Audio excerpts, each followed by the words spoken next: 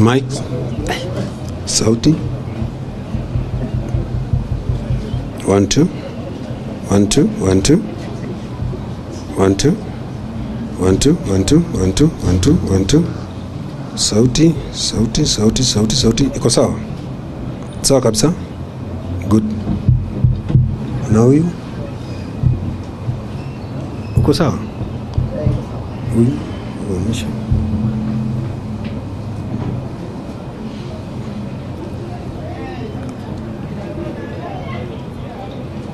Sawa. Uko sawa? 1 2 1 2 1 2. Sawa. Good.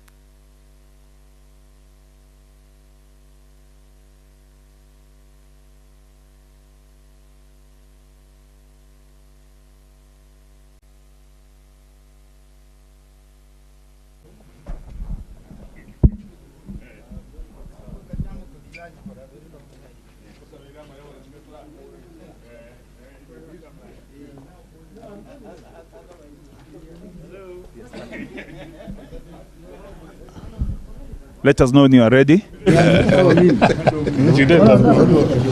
Hello.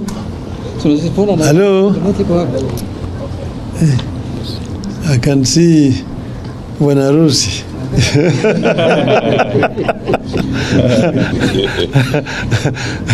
Nitakuja kula mbuzi. Mchinjwa. Now, ladies and gentlemen, this is the Central Committee meeting of ODM, which has met most of this morning.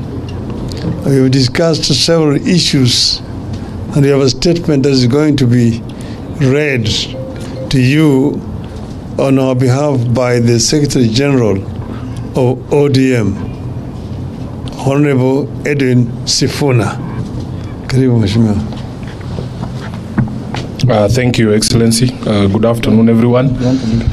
As the party leader has told you, we have had a meeting of the Central Committee. It has been full house except with the apologies of... We've had a meeting in the health sector as manifested in the ongoing doctor strike, the crisis of funding of the party and that of the entire nation, denial of funding.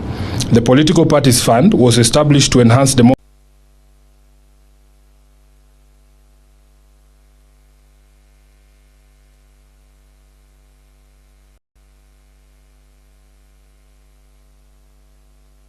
Ladies and gentlemen, this is the Central Committee meeting of ODM, which has met most of this morning.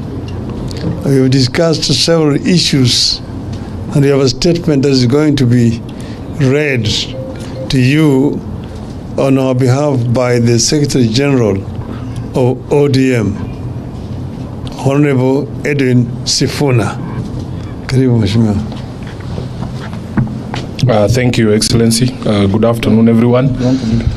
As the party leader has told you, we have had a meeting of the Central Committee. It has been full house except with the apologies of Deputy Party Leader, Honorable Ali Hassan Joe, who is in Mecca.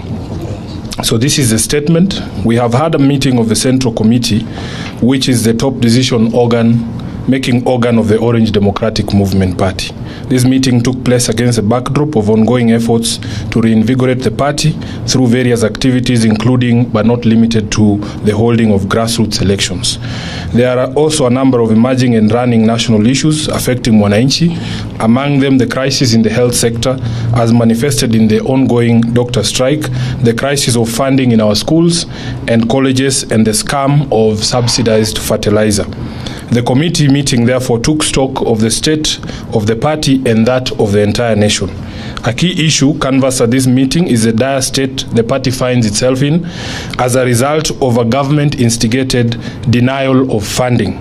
The political parties fund was established to enhance democracy by promoting active participation by individuals in political life. Among other things, it is meant to cover election expenses of the political parties and broadcasting of the policies of the political parties. Unfortunately, this fund has become the death knell of parties it was meant to support. Since coming to office, the Kenya Kwanza regime has pursued a deliberate policy of denying funds to political parties, effectively crippling their operations. Key activities, including the planned elections, party elections, become challenging to plan and execute because of the regime's refusal to release funds to political parties. Clearly, the aim is to kill all political parties except UDA. We demand, therefore, that the funds be immediately released to parties in amounts and the manner stipulated in law. Be that as it may, the committee has resolved to kick off the party grassroots elections on the 27th of April 2024. The exercise will be staggered as follows. On the 27th, we shall have the exercise in 3 counties, namely Kwale, Busia, and Siaya. Then on the 29th, we shall have grassroots elections happening in Kajiado, Migori, and Wajir counties. And on 30th of April, we shall have the exercise in Kisii, Vihiga, and Murang'a counties. A further timetable covering the next batch of counties shall be released in due course. On rebuilding, rejuvenation, and reforms, the committee agreed on the need to continually grow ODM into a party that is strong both structurally as well as ideologically. with ability to provide effective leadership on local, national and international affairs. In this regard, we agreed to continue with the ongoing membership registration while at the same time working on the grassroots and national elections. With pride and satisfaction, the committee took note of the ongoing preparations by various leaders and members to vie for various positions. We have noted immense interest in the party. We are particularly encouraged by the number of young men and women who have expressed a desire or an interest in vying for various leadership positions within ODM. It is the greatest assurance that the party has a future and is still seen as a viable tool for national leadership. We encourage our members to pursue their ambitions with a sense of responsibility to strengthen and not weaken our unity and solidarity, and to focus all our attention and energy on that big and main task of any political party, which is to take power. We therefore agreed not to allow election activities to be the source of divisions or cause cracks in ODM. The elections must be seen as a friendly match and not a do-or-die affair. We deliberated on the developments in other political parties and their implications for the nation and for democracy.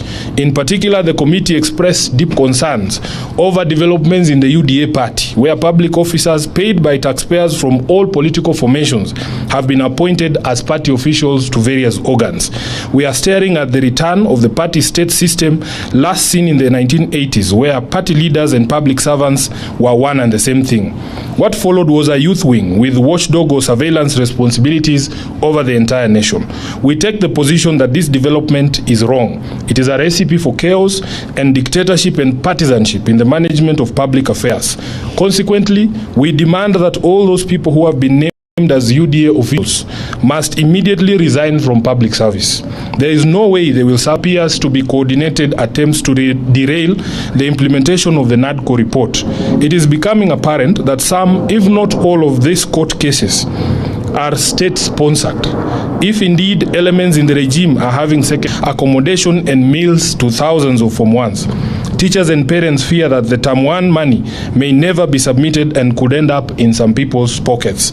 Teachers don't deserve this kind of strain. The government must therefore release all capitation money to all schools before they reopen for the second term.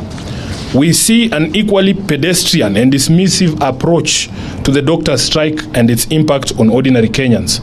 There seems to be neither commitment nor capacity by the government to resolve the matter.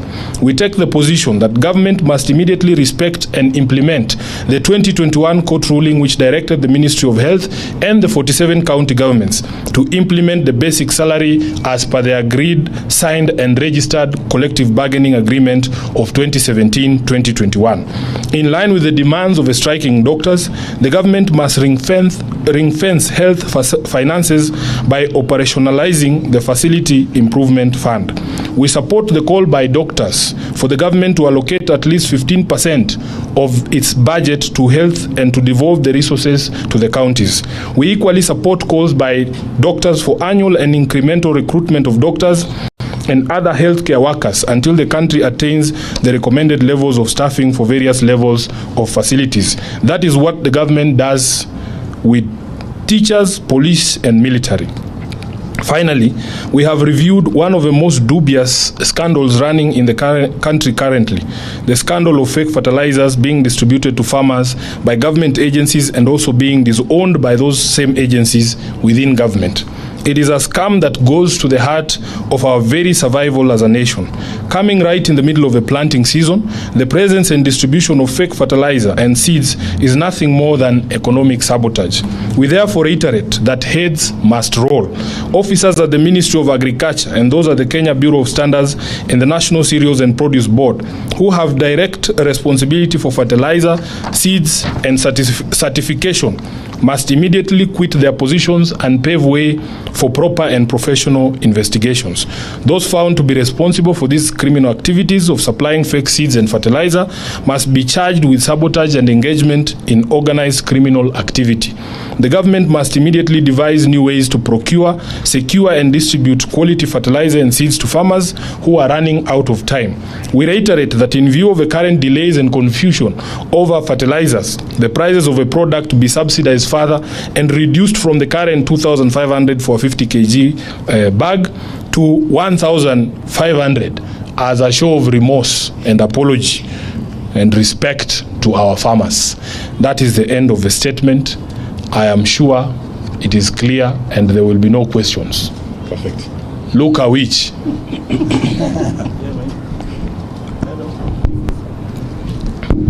My name is Luka. Yeah, too. Somebody would ask, like, if you are conducting elections on 27th, which body is going to oversee this election, given that you have disbanded your NEB and the steering committee is not yet properly constituted? 2, are you going to do a manual election, electronic, or consensus? Well, first of all, I wish you would know that as a committee,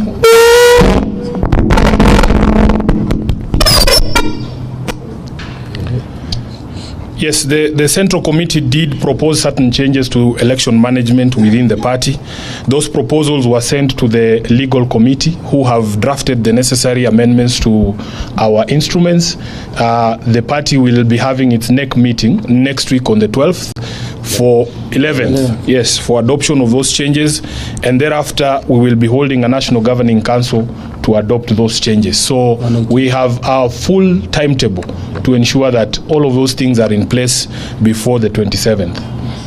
Secondly, as to the method that will be used, the rules of the party are clear. All those methods that you have spoken about are actually proper methods of elections in ODM. So the board, the election committee, will be sitting with our members in the regions, because not all regions are the same. They'll be determining which method best suits which region. Any other question? I thank you. I thank you very much. Thank you. Very good. We'll get you a copy of the statement shortly.